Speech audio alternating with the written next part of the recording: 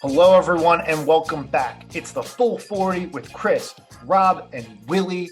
It is 9 p.m. on Sunday, February 26th, coming to you live, as I like to say, after the best week of the season by far. And so here we are, 15 and 14.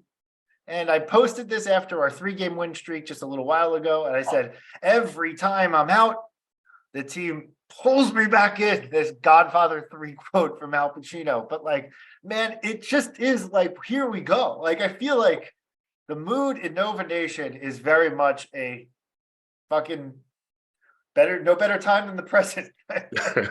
Here we go. Here we go. What a week. Yeah, I don't know. I've been I'd say Nancy negative. My mom, God rest her soul, wonderful woman, but she was pretty negative a lot of times. So they actually named that phrase after her. So I've been Nancy negative. It's my diatribe to start this off for the past few weeks, but it is pretty fucking exciting to see these guys put 2 great wins back together. And my God, that Creighton win, that's the win you need to see at this point in the year. Xavier was great. Don't get me wrong. Yeah. But Creighton was just like, oh, wire to wire. Like, oh, we can win a game. Oh, we can hold the lead. Oh, we can expand the lead. We can take the punch. We can punch back. It was just, it had everything for me.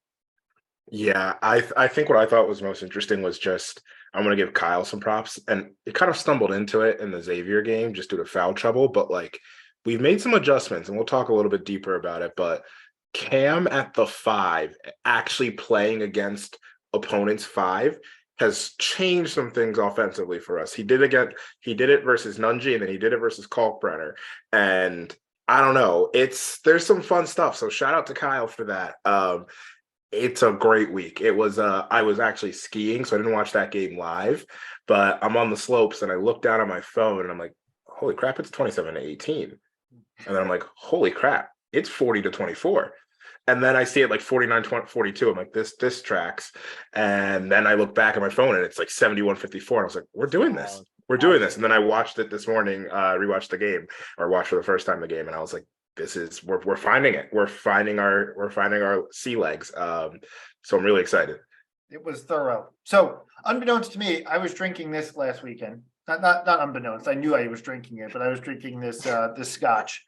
And so I'm going to have to buy another one. I just don't even know what I'm drinking anymore. It's like, things go in my mouth. They put it in front of me. I just Villanova basketball has had on Chris this season. If it's whiskey, I'm drinking it. Let's just be honest. So I'm going to continue drinking this, and I'm going to have to buy a backup bottle pretty soon because here we go. Right? Like I'm not moving off this. I'm not moving off this whiskey. I can promise you that. I'm all about the juju. All about the juju. So with that being said. Yeah, it looked a lot like Villanova basketball this week, guys. And like, here's the funny thing about this is that like you take we just go back a season to a year ago. And let's just say you had 16th ranked Xavier and 19th ranked Creighton at home. I would have drawn up a 1-1 week. I would have said, oh yeah, we'll find a way to go 1-1. And I would have been happy if that team went 1-1. And I would have been thrilled if that team went 2-0. And here's this team going 2-0 this week. And I couldn't be happier. Unbelievable. Like, give Kyle props. I also want to talk a little bit about the foul trouble in the Xavier game that may have helped him a little bit make some different decisions. Jay Wright stumbled into the 4-guard offense. Kyle Neptune stumbled into, let's put our most athletic player against their likely least athletic player. Yeah. Maybe that works. The week was incredible. The Xavier game was like, I don't know how to say it better than this, but the way the Xavier game played out was how a game that we were going to win needed to play out. Exactly. As I was watching the game, just everything that was going on, I said, this has, even when Xavier like had the lead or when there's comeback, it's like, this has the bones of like a win. It just everything we were doing was solid Villanova basketball and fundamental. And I felt exactly what you said. I was just like, this feels like a game we could win. And I was extremely nervous because I was like, if we fuck this up, if we're done. We were just, that was the season at this point, but we were playing great basketball, even though it wasn't the most aesthetically pleasing game. Yeah. And then, and in addition to that, the way we won was like how I just feel like the way that this team need to get over the hump, playing the way that it had been playing. I don't know how to say it better than this. They need to play the way they had been playing and win that way. They needed to get this game close. They needed to have a game that was within 5 late, and they needed to not fuck it up. That was pretty much what this team absolutely needed. They needed to believe that they could do that and not fuck it up. And then it was like injection of confidence. And man, we played the most confident game of basketball that I've seen us play versus Creighton yesterday. That was easily. Forget everything else. We were just super confident the entire time. The team just felt like, yeah, every time I'm making a decision, I'm making the right decision. Right? Like it was just, there was nothing, the body language on the court couldn't be more polar opposites of how those two teams coming into it looked like they were going to be. Like Villanova was super confident being like, yeah, we're going to win this game. And Creighton been like, fuck, we're playing Villanova. Like, and it just looked like that. It had that written all over it. The body language was clear from the jump, and it played out in the final score. It really did. And candidly, 79-67 was not indicative of how close that game was. Gosh, Not at all. Not. We had a chance to go up 20 in the first half. We should have got them. We went like 5 minutes basically without scoring. Seems to be our thing, but luckily we got out of the way in the first half with a 15-point lead. But like, we went 5 minutes without scoring. We should have been up 20 plus at the end of the first half. Somehow we hung on for, I don't know, was it 15 at the end of the first half? Like, I'll take that every day of the week. Don't get me wrong. But yeah, that was pretty wild. It was, yeah, it was. And going back to the Xavier game, I thought it was interesting just because we needed to win a game, like you said, the way that we've been playing. We couldn't do. I felt like winning a game in like a blowout fashion. Not that we were going to blow out Xavier, doesn't do anything for the team's like mental psyche. But closing the door on Xavier the way we did was huge. And the fact we did it with defense. Like the offense was sputtering down the stretch. We had like 2 straight turnovers, a couple of like bad chucks by Cam, which weren't even like really Cam's fault. It was just kind of like stagnant, dumb offense. And Cam was like, I'm just going to shoot it and hope to make it. But we came on the defensive end and every single time made a huge stop. So that was just like, I think if I take that and we just think about how Villanova thinks traditionally about their basketball program, everything's done on defense and being able to like lead on defense and lead on what we do defensively and stand on those principles. I think if I'm in that locker room, I feel great because I'm like, we did it playing the way that we've been drilled the whole entire year. And it worked. Finally, we took out one of those close ones versus a high quality team. Yeah. And there was one thing that I noticed about last year's team, and the switch flipped around mid-January, I want to say, right?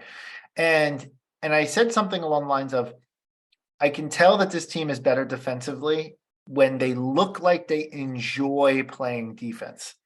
And for the last 2 games, Villanova looked like the team looked like they enjoyed playing defense, right? Like it didn't look like it was like, I hit a couple shots and now I'll D up hard because now I'm amped up about this and I want to get on a run. Like, no, it looked like everything stemmed from the defense. Like we were hitting shots early versus Creighton, but like we were just methodically breaking them down because every little bucket that they got, even early on when they hit a couple threes early and whatever, it looked like they had to work really, really, really hard to score.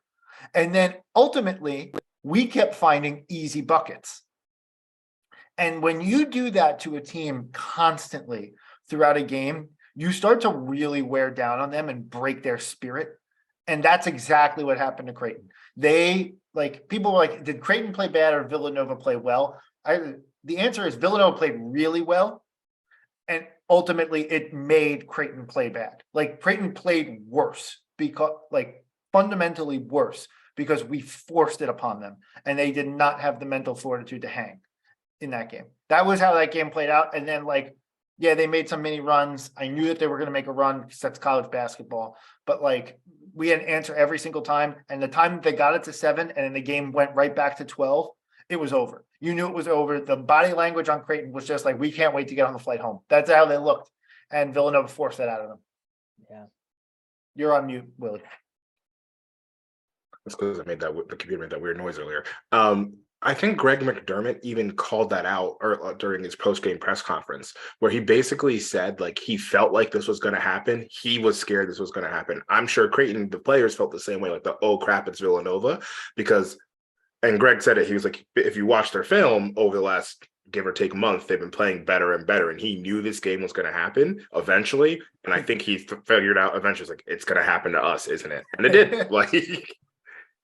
So I mean, it's probably why most teams in the Big East, to Chris's point that we were talking about before we started recording, like, I don't know that they want to play us right now. I don't want to be too, high on Villanova, but like, I do think we're a tougher out than we were, and we're a different team when we're fully healthy. And I think, like, good for us. Let's do it. Let's march Nova. Let's march Nova. No, we have to February Nova one more time. Yeah, I was gonna say we Playing still Seton got Hall a way, still got a ways to go. We Seton Hall is on February 28th. We got a February Nova one more time before we can march Nova. Yeah. No, Villanova just puts Let's March Nova on like any March game. That's just what they do. And also, apparently, on the Final Four when we lose to Kansas, I think that's why we lost, because we had Let's March Nova instead of Let's April Nova. So I know Missed the it's update. just ridiculous. One of the they things I love. were just trying to make a bad April Fool's joke. It's Yeah. fine. Yeah. One of the things I loved talking about playing Villanova basketball is there were two plays in the Creighton game that actually stuck out to me, which I feel like are the only two plays I can actually recall this season as like, oh yeah, that seemed like the right play and like the right set of basketball versus like, oh, Cam just like broke somebody down and took it to the hole, which is always great to see, but I don't find all that noteworthy in terms of like our basketball prowess. But the two plays both involved the man of the hour, Slim Dix, Eric Dixon, who just absolutely went off the charts and showed why I said at the start of the year he was the best center in the Big East. Stand by it. I stand by it to this day. I think he's been a little bit misused this year, and I think had he been appropriately used, whatever, he would be the best center in the Big East. Anyway, he's a 4, as we've discussed. But the two plays are the following. One was Dixon's in the corner. I think it's for like late in the first half or so. He's in the corner. Ball comes to him, open 3, misses the corner 3. The second half. The second half. Was it the second half? Yeah, second half. Yeah. We get the rebound. It gets swung around. Dixon like starts to creep in, but then retreats back out to the exact same spot. Team finds him, no problem, wide open look, buries it. And I was like, yep, like positioning, stretch the floor, made the right decision to stay out on the outside. The team made the pass to find him. And I was just like, this is like, that's what it's supposed to be. And the other one, which I loved, also Dixon, this is like a la Omari in 18, right? And this is how Dixon should be used. Yeah. Against especially some of these lengthy, better centers in the Big East who aren't as mobile, Cockbrenner, Sonogo, etc. And like they forced McDermott to change how he's playing. But it's like Dixon had already made a couple of shots, and then Dixon got one at the top of the key, pump fakes, just blows right by, takes it to the hoop, and you're like, that's what it is. I watched that time and time again with Omari in 18, and I was like, that is what good basketball gets you. That is the right decision. That is the easy basket. That's the way we should be playing. And I was just so jacked up to see him especially get that, because I think this year, not to be negative, I think this year has been has not done Eric the service that he deserves. Mm-hmm. So anyway, that's a little my rant on two things that I love this past game. And to your point, I want to agree with you where Eric, it's funny, Eric's been so good all year.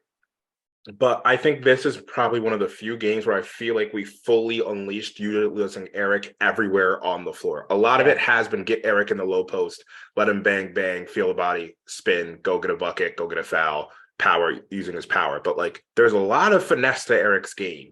And letting that happen it was a good move. I don't know if it was just kind of natural with Kalkbrenner on the floor, if Kyle made that an emphasis, but it happened. Like, first off, telling Eric, shoot, because Sometimes Eric will hesitate just a little bit because I think he doesn't want to be the one to always take the three. But this one was take it and make Kalkbrenner come out and guard you. And Eric's a great shooter. And Kalkbrenner had to come out and guard him. And like you mentioned, then he's able to, it opens up the lanes. That opens up so much for other people. The two-man game between him and Justin was phenomenal. I mean, Justin had 8 assists and majority were just getting 2 feet in the paint. Someone sags in on him, kicking it back out to Eric, who's wide open. That formula, frankly, can work on every team, not just in the Big East, but in the country. Like Everybody. Absolutely. You have to have like maybe Houston and Jarris Walker can guard that because Jarris is an incredibly smart positional defender. But like if we're playing Houston, fantastic. I'll see you in the Elite Eight. Like I'm not worried about the teams that can match up with that because those teams are Elite Eight, Sweet 16, Final Four level teams. We can do that to UConn. We can do that to I think so Providence could probably defend it well, but like we can do that to Providence. We can definitely do that to Marquette. It's just, can we be consistent with it and keep this train rolling? The other thing I'll say really quick about Eric's performance, like the cutest thing that like was how excited his dad was on Twitter. Like if you don't follow Eric's dad on Twitter, you should. Great follow. He's a great follow. He's so wholesome. He was just so happy for his kid. He was like, "That's what we do, baby." He was like all capsing on Twitter. It was just very, very cute. You know who's sneaky? Just also a really good. I haven't followed this person, but I see her tweets. Mark Armstrong's mom. Yes, Vivian Armstrong. Vivian Armstrong. I'm like every time I was like, "Ooh, I like this." Yeah, destiny already determined, or something like that. I think that's her like line. So there was one other play that Dixon was involved in. It was Dixon and Armstrong, but involved in getting a steal from, I think it was Kalkbrenner, in the corner in the second half. I feel like was like a back-breaking play. I forget the exact situation, but it was like a scrum. And I think Mark clawed the ball away from him, and then Dixon ended up diving on the floor to get the ball, or it was vice versa. And we got the ball. It was like such a Villanova basketball effort play. It led to a big ovation in the crowd. Like people were amped. People were like, "Oh yeah, that's what I pay for." Like, you know, it's like the exact like typical Villanova basketball play that gets Villanova fans amped up. But like that was another Eric Dixon involved play. Look, Eric was just absolutely lights out. Eric was lights out, and there's a narrative with Dixon developing that he plays better against the bigs in the Big East that get a lot of talk.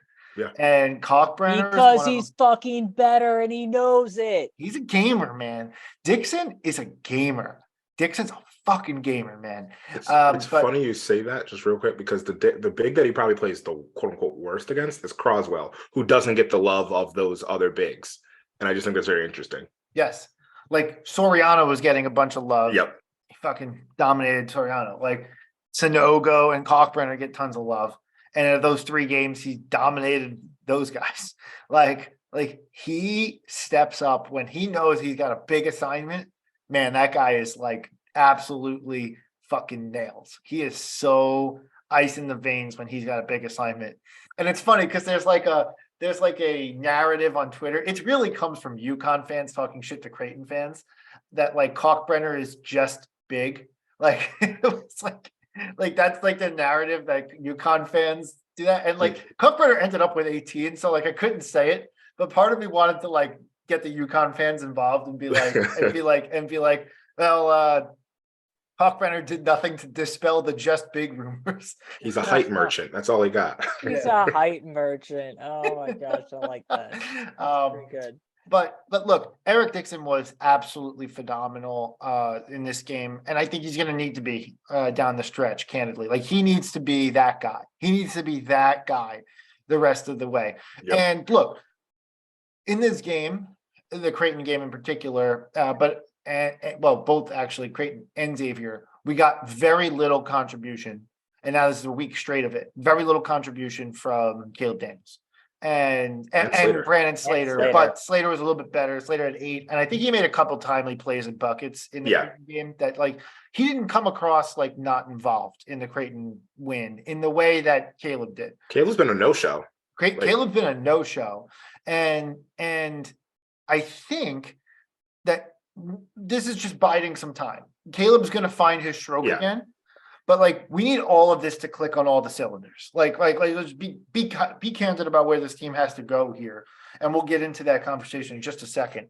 But like we need this to fire on all cylinders, and in order for this team to really realize their full potential, Caleb Daniels has to play well, right? Like it doesn't have to always be the same type of well every game, but it needs to be making 3 threes one game, making a couple key steals, not turning the ball over and getting the ball raked away when you're being guarded 1-on-1. Like just those types of things that Caleb needs to not do or do one or the other, right? Like he needs to be involved in these games down the stretch in order for us to realize our full potential. I feel like, go ahead. Sorry, go ahead. Finish your thought, Chris. Point being is that Dixon doesn't always have to score 31, but we need Dixon to be really, really good down the stretch, and he needs to be good at all 3 levels like he was in this game versus Creighton. My challenge to Dixon is score 31 every game. I mean, that'd be great too. I'm all for it. Yeah, absolutely. You want the accolades? Score 31 a game. Come on. That's what Matty Seegers does. That's true. That's true. Although she scored 23 both games this week. It's lame. I'll take 23 a game. No, Maddie slander is allowed. It's no slander. It's more of like a It's ho-hum facts. 23 Facts. points from Matty Segrist. To your point on Daniels, I think it's an interesting one. And just from the eye test, it seems like some of the shots, especially the past couple games and the decisions he's making, seem to still almost be in the camp of what we needed from him when he was like the number 1 or number 2 option, when we had a bunch of people hurt. It seems to me like he's forcing some shots, or like, hey, this is contested, like, or it's a little bit out of rhythm, like, but I'm going to take it anyway, which we've talked about this before. And I thought, especially, as Justin gets more into it, he'd be able to more actively just be selective and be that guy to say, I'm in the right spot. I am in rhythm. My role is to hit this shot right now, or my role is to pass this up, but to know what the difference is between the two. And I'm still feeling like some of those shots, some of the decisions that he's taking right now are more in the camp of him being like that number 1 or number 2 option. So maybe if that starts to click, he does a little bit better there. Maybe the results are a little bit better, but yeah, we need better than 0 for 7 from the field, which is what he did against Creighton. If we want to win the next 2 games and then make a run in the Big East tournament, which we need to do to still have any hope of making the tournament. Because let's be very clear, we are still a long way from making the tournament. Yeah. So let's Alpha Dog and Shaq fit this, because we got some awards to dole out this week. Yeah. Rachel has made the point on this podcast that the Alpha Dog every week is Maddie Segrist, and for the season is Maddie Segrist until someone takes it from her.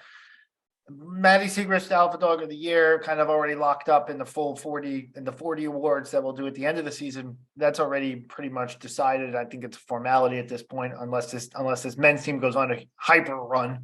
But that being said, let's talk Alpha Dog of the Week, because I think it's going to be one of the next 2 guys. It's going to be Dixon, who we've talked a lot about, or it's going to be Moore, who had 25 versus Xavier, and with the decisive basket as well, the 3-pointer in that game as well. So let's talk about that. Who is the Alpha Dog of the Week this week? It's really tough. It's really tough because it's so easy, just recency bias, to say, oh, Dixon's such a highlight. But I mean, Moore basically willed us to that win. Look at the box score for the Xavier game. You've got Justin Moore with 25. The only other player in double figures is Cam with 11. Mm-hmm. Like that is absolutely wild. Mm-hmm. I just hyped him up so much. I want to give it to Dixon, but given those numbers and given the importance of the Xavier game being the first game of the week, as you articulated earlier, Chris, I think I got to give it to Justin. I think it's Justin. It's like here's the thing, like Dixon at 31, it's so rare, right? Like it's actually, there was a discussion on Twitter this week. It's only happened like a little bit more than a half a dozen times where a Villanova player has scored more than 30 points against a top 20 opponent. Like it's so rare that happens that you want to give him the Alpha Dog of the Week. and I think I'm basically just gonna give a Shaq Fit. I'm just gonna throw him the Shaq Fit man play of the week. But like the alpha dog of the week to me has to be Justin. 25 points versus Xavier, right? To get this team the win, the decisive 3-ball that put us up just enough to hold on to that victory. And then the fact that Dixon's performance on Saturday was, I don't want to say largely in part to it, was largely in part to himself, but like was at least somewhat credited by the fact that Moore made every right decision in the Creighton game. I said this on Twitter yesterday. I feel like yesterday's game versus Creighton was the smartest I've ever seen Justin Moore play. And Justin Moore's a smart player. Don't get me wrong. But like that game stands out to me of just like, holy shit. This is like the Villanova senior guard doing the thing, making every right decision, what Colin Gillespie did down the stretch last year, what Jalen Brunson did down the stretch in 2018, what Ryan Arcidiacono did in 2016. Justin Moore was that dude. He was that dude yesterday versus Creighton. And this week in general, on Xavier, it was going out and scoring 25 points. On Creighton, it was, hey, I don't need to make every single play a basket for myself. It's got to find the guy. And the guy was Dixon versus Creighton. And you know who found him for that play that he hit that 3-ball after he missed the 3-ball earlier? It was Justin found. So like to me, the alpha dog of the week, the guy who led us to 2 wins this week was Justin Moore. I'm going to respectfully disagree. The alpha dog of the week is Eric Dixon, and it is for these 3 reasons. We talk about the Xavier game, and Justin hit an absolutely huge shot in the Xavier game.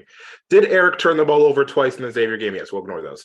But what Eric did do was shut the door on Xavier. He got matched up on Sule Boom at the end of the game and went up straight with verticality and got a stop on the last play. That game, the door was shut because of Eric Dixon. Then Creighton, the very next game, if we're talking about alpha dogging, he looked at Kalkbrenner dead in the eyes and said, I am the alpha here, and dropped 31. Not That's 21. Funny. He dropped 31 on his head. It didn't matter if he was getting to the line, getting to the lane, shooting from deep. It was Eric Dixon across the board. Eric Dixon's alpha dog of the week. He was alpha dog to Kalkbrenner's Kalk beta. I actually agree. I kind of agree with Billy. I was gonna, if everybody chose Moore, I was gonna be the contrarian, but I just feel like Moore, like, wholly agree, like, played extremely well. Sorry, my dog barked. I didn't want that on the recording. He played extremely well, but I do think that when Eric, like, I'm not saying Moore has an easy job, because no job on this team is easy, but Eric busted his ass to cover Sule Boom in the very next game. Absolutely, he didn't just bust his ass to cover Kalkbrenner. He like sent Kalkbrenner packing. He he to Billy's point, just alphaed all over Kalkbrenner and was like, he was like Kalkbrenner didn't leave that building beta. He left that building like delta. Oof.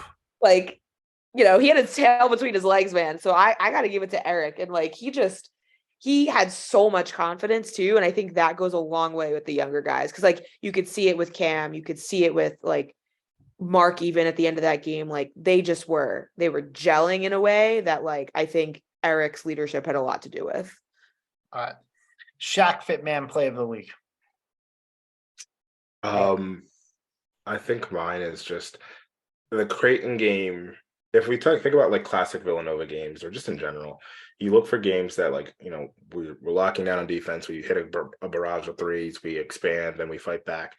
The thing that the Creighton game was missing for so much of the game was that exclamation point. Mm-hmm. And Cam Whitmore is our exclamation point maker, and he made it. So and got matched up. It wasn't versus Kalkbrenner, but Kalkbrenner was involved in the action, I believe, or at least their big was, and was able to get downhill 2 steps. And if Cam gets downhill and he's able to gather. Like if you can swipe at the ball before Cam gets it, he might get a little bit shaky because his handle's not all the way where it should be. But if he's able to gather, just pack your bags, go home because it's getting stuffed in your face, and absolutely destroyed. I think it was Mason Miller who was guarding him. And that's the exclamation point. Cam, Clam, Whitmore. Clam Whitmore. Clam the door on Creighton. Oh gosh. All right. All right, so that's Cam. I don't know. I feel like I'm forgetting one. I was going to default to Cam as well. I don't know. Bellotti, you got anything else? You could argue that the Justin 3 at the end of the Xavier game was alpha dog Shaq fit worthy, but I already gave. I don't like 3-point check fits. Yeah, then I'm going to go that end one that Dixon had. Where was it? It was in the Creighton game. He had an N1. Oh, yeah. Yes, he drove the lane in the second half. Yeah, got an N1, and that put us up. That took the game was like recently at 7, and that game, and then it took it back to like 12 or 14. I forget the exact situation, but to me, that was like a Shaq fit man play. Yeah, I like that. Drove it hard, got the layup, hoop in the harm, hit the free throw at the back end, and that was the game. That was it. It was literally over at that point in time. Hoop in the harm. All right. I would like to give, there's one more play in the Creighton game that I actually would like to give honorable mention to, if I may. Mm-hmm. There was a point at which Mark Armstrong dribbled down. He was clearly going to try to drive the lane, but instead he pulled up. He didn't really pull up, but he slowed his dribble and instead chose to go over Kalkbrenner. He did a fadeaway mid-range jumper, and it was just beautiful. We know that Mark is really athletic, and so it was pretty incredible that he could be going at full tilt down the lane and then decide I'm just gonna not and reverse course, and it was a perfect just arc over Kalkbrenner. There's literally he couldn't do anything about it. There's nothing he could do about it, and it just was I think we get so caught up in the awesome and I know Mark has had some good dunks too, but the awesome Cam Whitmore exclamation point dunks that Mark is also extremely athletic and also far more likely to stay at Villanova next year. So we should hype him up a little more. I don't know if he ever listens to this podcast, but if he does, please stay with us. Yeah. Yeah, absolutely. All right. So we got to move on to let's just talk about the narrative now, right? So here's let's talk the narrative, right? We're 15-14. We're in the tournament. We are a 5 seed. Bang, right now. Let's go. Right now, 5 seed. No. We're not even a 5 seed in the Big East tournament. Womp womp. But let's just talk about the narrative. And the narrative started actually midway through our game with Seth Davis talking about the fact that I think it was midway through our game, might be at the end of the game, but he was talking about the fact on CBS, different network, that if Villanova go on a little run here, they actually could be in the tournament conversation. And that got met with a lot of ire. People were just what do you mean? They're 14-14. How could you say such a terrible thing and whatever? Meanwhile, Villanova fans, broadly speaking, have been no, I mean, candidly, we've been saying this the whole time. We end the year on a lot of quad 1, quad 2-ish games in a row. So we can very, very quickly and abruptly build a resume at the end of the year. Now, all of that was predicated on the fact that we actually had to fucking win a game because we hadn't done that. And so coming into this week at 13-14, you're yeah, we're probably not. We're I had the golf vest on last week. I'm we're not going to make the NCAA tournament here because we didn't do that. We didn't prove to anybody that we could do that. Then you add the Xavier game. Then you add a Creighton blowout. And all of a sudden, in 2 quad 1 games, you have your two first wins against quad 1 all in the same week. And oh, by the way, you have a quad 2 game at Hall on Tuesday and a quad 1 game at home versus UConn on Saturday.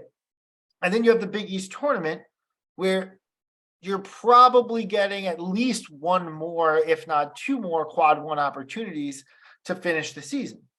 So you put that all together, and all of a sudden you're looking at a team that could, in theory, have 4 or 5 quad one wins, which is kind of like the mark that you look for a team to have, right? So is it now all of a sudden? So that was what Seth Davis was alluding to, and obviously it was met with understandable ire from people who were just like, I've just talked about North Carolina, right? Like they got one quad one win to their name, and I gotta be that they have to shove the Tar Heels down my throat. Now you're talking that the Villanova Wildcats are all of a sudden in the picture, and they're 15 and 14. What the fuck? And it's like, no. Let's just be clear here. We are not in the tournament conversation at all right now. We are not. As we sit here today, if the season ended today, we are happy to be in the NIT. Right? Yep. Like just be honest. Right? Yeah. This is we're not even saying we're not even in the tournament. We're not even in the tournament conversation. We need to go on a run to get into the conversation, right? To have a considerations but element. The fact that there's conversation happening in the media. There's conversation about the conversation. Yeah. Yes, that's right. Well said, Rob. We've been in this position for a lot of the season, in position to be in position. Yeah. And now we're finally in that position to be in that position. Yes, we are finally in the position to be in the position to be in the position. So now that we've assumed the position, oh boy, it's getting off the rails. But like, no, seriously, now that we're in this position that we are in right now, we do have an opportunity in front of us. There is one last gasp effort that we could make to potentially be an at-large bid in the NCAA tournament. One path. Okay. That path constitutes the following. We have to beat Seton Hall on Tuesday. We have to beat UConn on Saturday. We have to beat probably Georgetown. If the first two happen, it's going to be Georgetown on Wednesday of the Big East tournament. And then we have to beat Providence X or Creighton. We don't know who's going to beat on quarterfinal Thursday. And you add those 4 to our win total, and all of a sudden you're 19 and 14. 19 wins has kind of been, for a major conference, like high-end conference team, kind of been like a dividing line of like, yeah, you can make it at 19. It's not a given, but you can make it at 19 if you're a high-end major conference team. And oh, by the way, our conference has 5 ranked teams in it. Probably will be 4 by the end of this week, but like 5 ranked teams in it. So you could argue that like that might be enough. I don't think it will be. I really don't think it will be. I think you need the semifinal win to then be an at-large team. But if you look at the team that won the so like let's just look at that. Resume has to be there. Resume has to be there. But you play the eye test scenario, and this is where the situation gets a little bit hairy, is you run the eye test, the committee's eye test. Is this one of the best 36 at-large like teams that we can just say, okay, this is one of the best 36. We're going to give them a tournament bid. If you look at just the last week, I think the answer is yes. I think we played like one of the top 36, top 10% of teams in the country. This last week, I think we were. Let's just send this 1 week clip to the committee. Be like, hey, that's all that matters. This is all that matters. But like, did we pass the eye test this week? I'd say we did. Flying colors. Yeah, this week. Yeah. Of course. But like, you're selecting it on March 12th. Right? Like, so on March 12th, is this one of the top 36 teams in the country? I would say the eye test would tell you yes. Now, you can't just apply the eye test. If we ran off those 5 wins, right now at 15 and 14. Yeah. The eye test might tell you one thing, but you can't rely on your eyes. You have to rely on the math, right? Like, we have to put the committee in a position to make a hard decision, right? Like, and right now we're not there, but we could get there. Right? That's the point, is that we could get there. There is a path where we could get there. Now, looking ahead as to what we have in front of us, beating Seton Hall and Newark is no easy task. Let's be clear. I think we will win that game. Beating UConn right now is really fucking hard. And I guess I'll just throw my preview in here right now. UConn of late looks like the UConn that I was fucking all over You in better get November us and now December. because it's coming. Yeah, it's been coming for UConn. They have looked whew, they have looked real good of late. They absolutely blew the doors off of Providence earlier this week. And it was ugly. They just absolutely throttled them start to finish. And so UConn looks a lot the part. Now, UConn has not performed on the road by and large this year. So we are the opportunity for them to fail on the road, but they've looked really good, really good. But they're looking at this game, and I think earlier in the season we said, "Will UConn have something to play for in this game?" Turns out they do, because the committee left them off of the top 4 seed line situation, which was the wrong decision, by the way. Based on the NCAA tournament committee's criteria that they say that they apply, UConn not being a top 4 seed in the bracket reveal was a farce. It was a disaster of a decision. That being said, they didn't do that. So UConn feels now slighted by that, and now feels like they have to win and win big to find their way into a top 3-4 protected seed category in the NCAA tournament. So this is no easy task for this Villanova team to go and win 2 wins this week. So if anyone's sitting there being like, yeah, we beat Creighton at home, so we're going to beat UConn at home, pump the brakes, because this is a big week that we are about to have.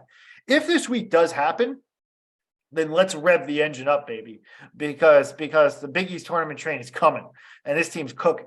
But until that point happens, you can't genuinely say that you think this team is going to make an at-large run without acknowledging the fact that in order to do that, you have to get an away win at Hall, and you have to beat UConn at home, which has played like one of the top 10 teams in the country in the last several weeks.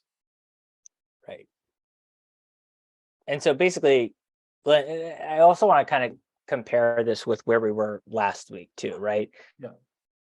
Because last week we had a discussion coming off of the loss against Providence, where we were basically, maybe it's just me because I remember what I say, pretty negative. We're like, it's like this, I don't know what we're talking about here. And I want to level set on what we're saying here, because I think we're pretty much on the same page. What we're saying is that, like, what we saw this week showed, combined with then the 3 wins against bad teams that we saw in the weeks preceding prior, is like the growth that we saw, and then the way that we won this week gives you enough inspiration, call it, to be able to potentially look ahead and say, okay, I've seen enough. I've seen what the potential and what the high points of this team could look like. And the high points of this team are actually good enough to beat some of the better teams in the country, which we need to do going forward. And I think until this past week, we had not seen that. There was no week where you could point to it and say, this team has a ceiling that's good enough to compete and good enough to be in the tournament. Now that we have seen that and seen it in back-to-back games, that I think gives us a little bit more comfort to start to say, okay, let's call it what it is. We're still fantasizing a little bit. Let's fantasize a little bit about how we could get 4 wins in a row, which, while it is a fantasy, does seem a bit more plausible, in my mind, seems far more plausible than it did just a week ago. So all that being said, we've got a lot of work to do. We are approaching the point where we can have a conversation about being in the conversation about the tournament. We're a couple of steps away. This next week is huge. We have to be clear, we have to win both games. If you lose one, this is over. If like you you lose have to win the Big East then tournament. you win the Big East tournament. That's it. Yeah. That's it. I feel good about our chances of making the tournament if we win the Big East tournament. That I feel comfortable. But yes, like that's it. Like full stop. You got to win these 2. So I've been trying to do research because I'm just thinking that magic number for quad 1 wins figuring out what that number is, and I just wanted to know what the NET or what the net had done historically for that. It feels like, I mean, only one team has ever gotten six and ever. It's been like 3 years or 3 seasons of this, but only one team has ever gotten to 6 quad one wins and not made the tournament. That was Indiana in 2019. They went 17 and 15 and had 6 quad one wins. If we're looking at this from a non like just at large perspective and not getting the auto bid, we're probably going to be at 4, maybe 5, depending on what happens with Seton Hall's net ranking. Seton Hall is going to be a quad 2. It's going to be, yeah, I guess it has to. It's going to be a quad 2. It's a Yeah, quad it's 2 gonna be- now, and It's going to be a quad 2, yeah. I hate to say it. I love Hall. I love Shaheen Holloway. I just don't see their path going forward. They've leveled off. Kadari Richmond didn't even play in the last game. Like I think they've leveled off. Okay. Well, then we're looking at like assuming we get in the scenario of win out Big East title game and then lose that. And the at large, the only way an at large is potentially going to happen, it's that, and that gets us to 5 quad one wins. And I mean, just going through it, there was a bunch of teams that have had 5 that have been left off. So even if we do this is the point I'm saying is the NCAA has precedent set to not let a team that has 5 quad one wins in. Not every team has the narrative that we have of how we've been playing down the stretch. Yeah. So that's kind of what I mean. Win the games, and we'll have this conversation keep going. If we lose, this conversation's moot, and it's win for MSG somehow. Now, there's one other point to point out here. The committee has very frequently in the last 2 years shown that like they just discount games that happen in conference tournaments. Like last year was a big narrative, and like Lucas Harkins, who we had on the podcast last year when we were talking bracketology with him, like he was way off, like, and not way off. Sorry, I shouldn't say that. He had a good bracket, but like way off versus how he normally performs. He's normally like a top 10 bracketologist in the country, and like he had a very tough performance this last season, and he says that the reason why he had a tough performance was that he didn't realize that the committee was going to pay no mind whatsoever to the conference tournament results. So in theory, right, like you could be looking at a situation where the conference tournament results that we're talking about of, well, beating Georgetown doesn't count anyway, but like beating Georgetown's a given.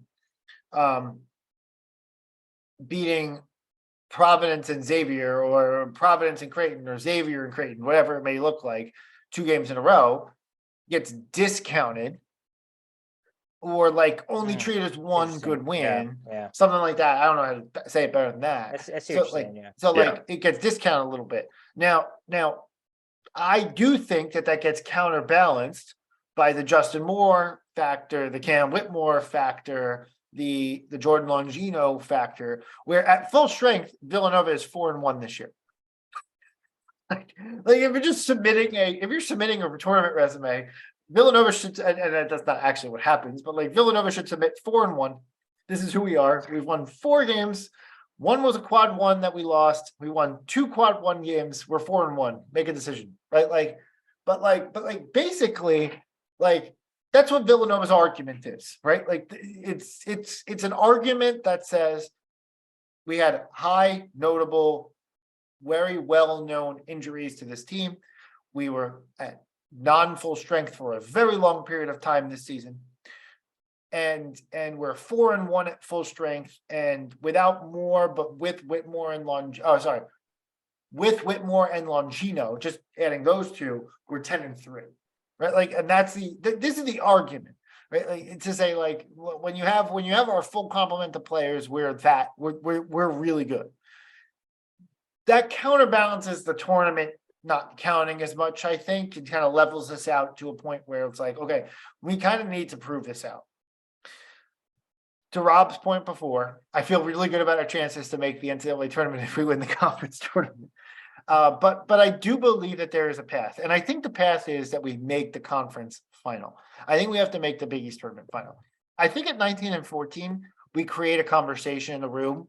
I think that we become one of those like first 4 out, second 4 out teams that like people like a couple people complain about, some media heads complain about, it almost becomes like the like, how could you leave out Villanova? They didn't have this guy, and look at this team. I think this team is playing like one of the top 40 teams in the country. How could you leave them out?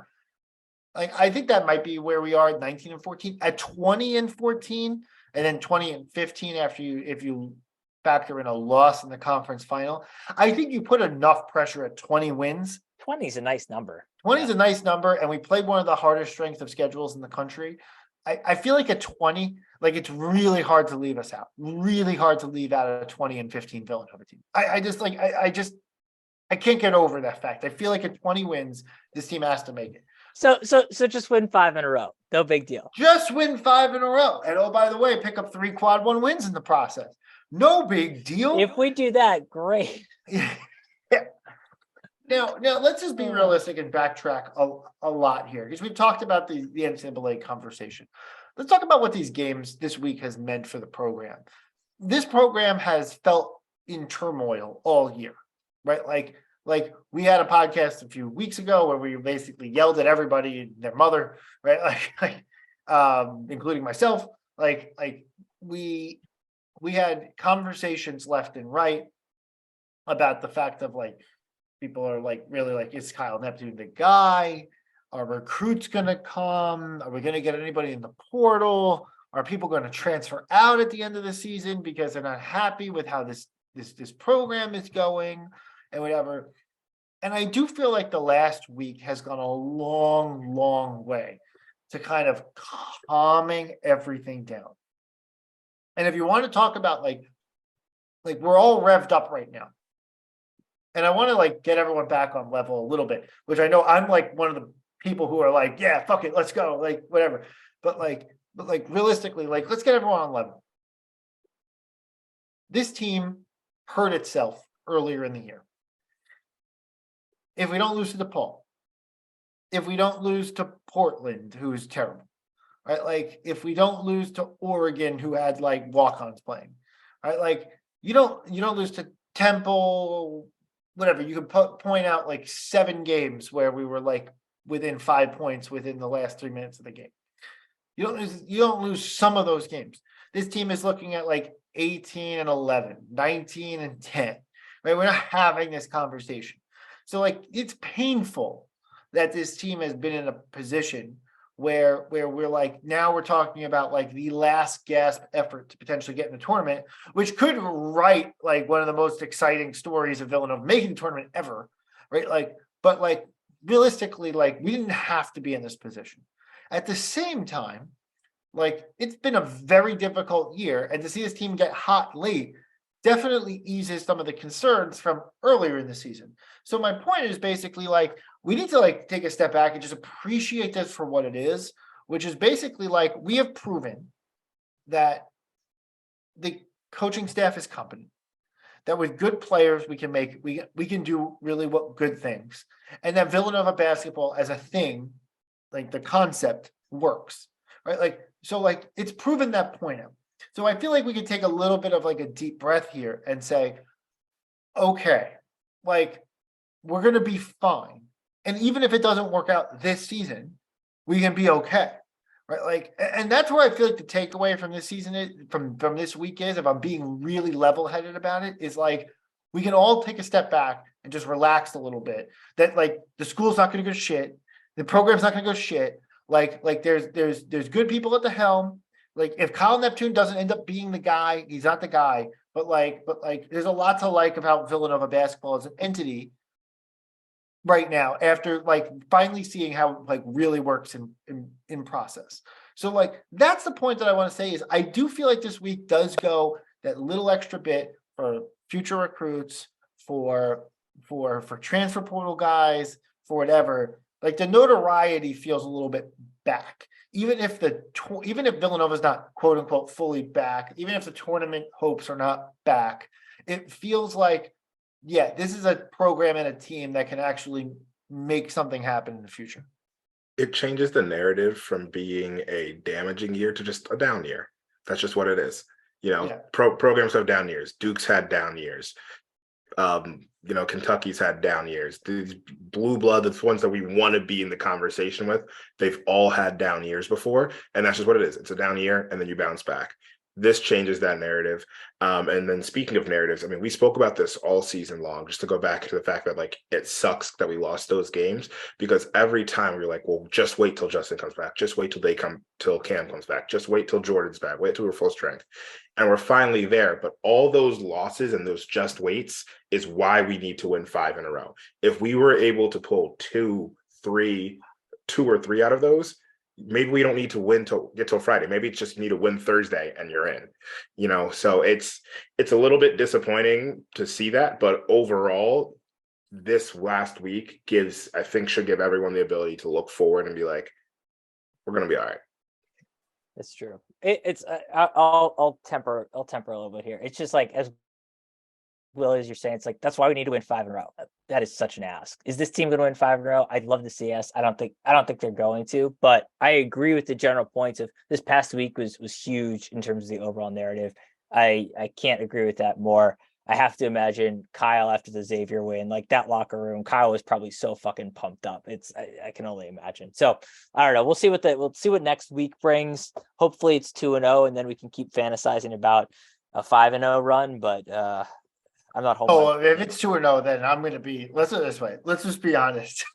On Sunday next week, when we record the next podcast, if that's a 2-0 week, I'm going to be on like full tilt. We're going to be on full fucking send going into the Big East tournament, because I'm going to be like, we're going to beat Georgetown, and then we're going to beat Providence, and then we're going to beat UConn, and then we're going to beat, and we're going to the NCAA tournament Final Four. I'm going to be fucking Howard Deaning on the next podcast if we go 2-0. Oh my God. I can promise you that. I can promise you. There will be temperance. There will be no temperance. Before Primo Spears drops 40 on us in the first game. Oh my God. Yeah, he'll drop 40 and everybody else will drop 0. So we're okay. Yeah. Well, Primo Spears will drop 40 and we'll win 60-40. No problem. I'm good. Yeah, 100%. Yeah. But I can promise you, no temperance. We are full send if we go 2-0 this week. 100%. Fair enough. So I guess, are we going 2-0 this week? What's the prediction? No, we're not going 2-0 this week. We're going 1-1. We're going to beat Hall. We're going to beat Hall on Tuesday. I said it before. I alluded to this before. Kadari Richmond didn't play in the last game. I think he'll probably play. I think it was an illness. I'm not 100% sure exactly what the situation was. But Kadari didn't play versus Xavier. They got absolutely blasted. I just think that they play hard for Shaheen, but I feel like the last game that they played versus Xavier was kind of it for them. Like, I just don't know about Hall. Like, it just feels like they just don't have enough pieces. And look, I could be eating my words really bad, but like, they're going to play us tough defensively. It's going to be a slog. It's going to be annoying as shit. I still feel like we win that game like 64 to like 56 at the end of the day. Like, it's not going to be a fun game. No one's going to come away with it feeling particularly great. But like, I feel like it's going to be one of those games that we just slog it out. But we're playing confidently. They're not. Like, I feel like it's just one of those schedule games where, like, schedule-wise, like, we're just kind of on a heater right now, and they are not. And so I feel like that's why we'll beat Hall. UConn is on a heater, and they have a higher ceiling than we do. And so I'm really struggling to see the path to a victory versus UConn. And I know people have said this whole entire year that, Chris, like, you've been dick riding UConn so fucking hard, like just let off for once, like whatever. And it's true. I have. But when they look good, they look like the best team in the country. Like, I really truly believe that. When they look bad, they don't look good at all. But when they look good, they look really good. When Jordan Hawkins is hitting threes left and right, and they're getting a lot of contributions from like Alex Caravan and those guys, like, they're really tough. And so I'm really struggling to see how we keep it to them. Now, I can tell you the game plan versus them, it's to slow it the fuck down, is to not let them get run away with it. Not that they play like great transition, but they want to get up and down the court a lot faster than we do for sure. And so game plan discipline is going to be like the most critical factor to beating UConn. How we beat UConn, it looks a lot like some of the UConn victories that we had, like, I want to say like 12, 15 years ago, where like Scotty Reynolds drops a bucket off, above Hashim Thabit, and we win 66-64 or something like that. Like, I feel like the path to beating UConn is going to be like a Justin Moore bucket late in that game in a low scoring rock fight affair. That's going to be something along those lines. That's how I think you beat UConn. I think you can beat UConn. I don't think it's out of the question. I just think that we're going to need to combine a game played at our pace with like making the key plays at the key points in time. So I have like 1-1 in my head this week. Yo, when you're hosting your UConn Twitter Spaces later tonight, tell the UConn fans that I said we're going 2-0 this week. We're going to beat Seton Hall. We're going to beat UConn. I don't think we're going to go 5-0, to be clear, but we're going to win because of what we talked about earlier. The fact that the man, Slim Dix, is going to get it done against the big timbers underneath of Sonogo and whoever the hell the other guy is on UConn. Donovan Klingon, man. Doesn't even fucking matter. Just another tall guy in there. Neither of whom can keep up with our man, Slim Dix, who is absolutely on a heater. He's going to get it done. Let's go inside out. Let's go 2-0, baby. Let's get the hype train rolling. The Crompton Ale House needs our business for the Big East tournament. So let's give them a show and get that energy going. So we've had, a tepid response. We've had a higher response. I'm not going to go and say 0-2. That's just not what I'm going to do. I'm going to say 2-0, only because, Chris, we were talking about the whole blueprint for the UConn game. We did it. On the game that we played versus UConn at UConn on the 28th, we showed the blueprint. We did it and we executed it without Justin versus a UConn team that was just as hot as they are now. That was a 13-0 UConn team that was peaking at home. We lost by 8. We lost by 8, but we had a chance to get the lead with 2 minutes and 30 seconds left with home court. With a Justin Moore, with a UConn team that, like, yes, they're playing better, but their flaws have been way more exposed now. I'm gonna pick a win. I think, and you know what? I'm gonna even go far. This might be a lot. I'm gonna go ahead and say we win because Kyle Neptune outcoaches Hurley. Wow. Well, some people in both fan bases will say that's fully plausible. Yeah. Yes, very true. Yeah. Fuck, you guys are gonna make me believe. This is like the we gotta believe, right? This is that meme, like, oh fuck, you're gonna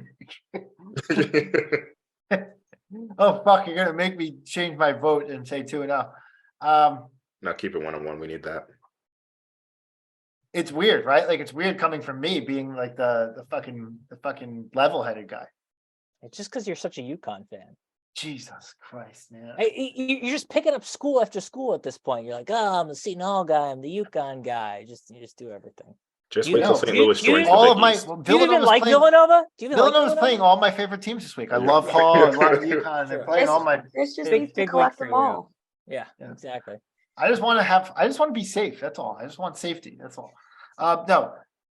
In all seriousness, though, I believe that beating UConn is definitely on the table. I just think that it's just like, I wish we weren't playing UConn. I wish we were playing Providence again. Like, I wish we were playing a team that just like wasn't as hot as UConn was. That's basically it. Like, Rob, you talk all the time about how you're like on vibes. Yeah.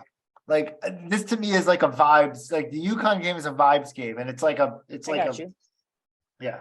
I'm getting enough vibes from the Nova guys, so we'll see. I like our vibes too, man. Love the vibes of Villanova right now. Clam Whitmore, baby. Clam Whitmore. I kind of think that should be his nickname. It should be Slam Whitmore. It really, Slam Whitmore is right there. I don't get how no one said it. It's easy. Slam. All right. So then you got the Big East tournament. So what do you guys think is actually going to happen Predict it right now. NCAA, NIT, nothing. Make a prediction. I think we'll NIT it. I think we'll NIT. I think we win 2 this week. I think we beat Georgetown, and I think we lose to Providence or whoever we're playing. And then we're out. And then we're not in the conversation. Yeah, I mean, look, making the NIT is like the obvious. Is the obvious one. Because if we get the whole win on Tuesday, I feel like we lock in eligibility for the NIT. We'd be at least 500. Yeah. Yeah. If you lose to Georgetown, I don't know if you make the NIT, but I feel like on name and name alone. They'll want us there based off the name. Yeah. All right. I'm gonna be really fucking crazy here because I'm gonna go the opposite of what I said. Whatever we do this week, I feel like we'll do whatever we need to do the following week. How about that? What does that mean? He's saying we win the Big East tournament. It's based on what he just said. He's saying we go 1-1, and then the implication If is we go 2-0, we're not going to beat UConn in the Big East tournament final because UConn's going to make the Big East tournament final. If we go 1-1, we're going to beat UConn in the Big East tournament. All All right. Heard it here first. Love it. Probably Anything the- else, probably guys? the only Anything else? place you'll hear it. Anything else? Fuck it. Like, what is it? What's the harm? What's the harm at this point? There's no harm. Full send, baby. What's anything else? Good on my end. I think we're good. Exciting week. Exciting, fun week. No, I mean, Fun look, week. Fun week.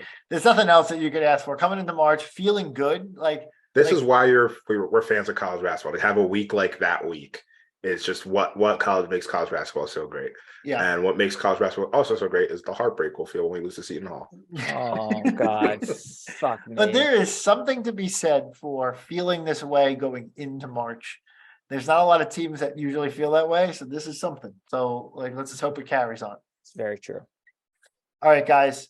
We'll be back after the final week of the regular season, recapping the Seton Hall and UConn games, previewing the Big East tournament. We will know what the ask is by the end of this week. We will know. We'll know what we have to do. That's number one. We know for a fact that we'll have our marching orders. So let's tune in. We got a big week ahead. I think I'm going to both games, by the way. I think I'm going to both games. So let's tune in. Stick with these guys. Don't stop believing. Whatever you got to do. But as I always say, as always, let's go Nova.